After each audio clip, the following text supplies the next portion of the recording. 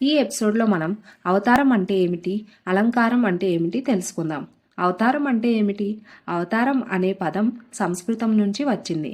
అవతారితి ఇతి అవతారః అంటే పైనుండి భూమికి దిగివచ్చిన దైవరూపం.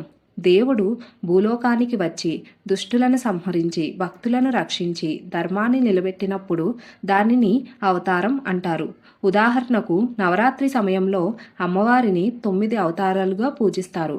శైలపుత్రి, బ్రహ్మచారిణి, చంద్రఘంట, కూష్మాండ, స్కందమాత, కాత్యాయిని, కాలరాత్రి, మహాగౌరి మరియు సిద్ధదాత్రి. ఇవి అమ్మవారి నిజమైన దివ్య రూపాలు. అలంకారం అంటే ఏమిటి? అలంకారం అంటే దేవుడిని లేదా అమ్మవారిని పుష్పాలు, వస్త్రాలు, ఆభరణాలు, కిరీటాలు వంటివి వేసి అందంగా అలంకరించడం. ఇది కొత్త అవతారం కాదు, ప్రతీకాత్మకంగా చూపించే రూపం.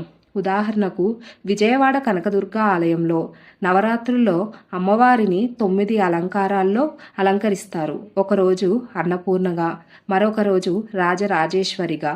ఇవి అన్నీ అలంకారాలు కానీ అవతారాలు కావు. భక్తులు అమ్మవారి వైభవాన్ని అనుభవించడానికి ఇలా చేస్తారు. హిరణ్యకశిపుడు దుష్టచర్యలు చేసేటప్పుడు విష్ణుమూర్తి నిజంగా నరసింహ అవతారం ఎత్తాడు. అది అవతారం. కానీ ఒక ఆలయంలో పూజారి స్వామిని సింహరూపంలో అలంకరిస్తే అది అలంకారం.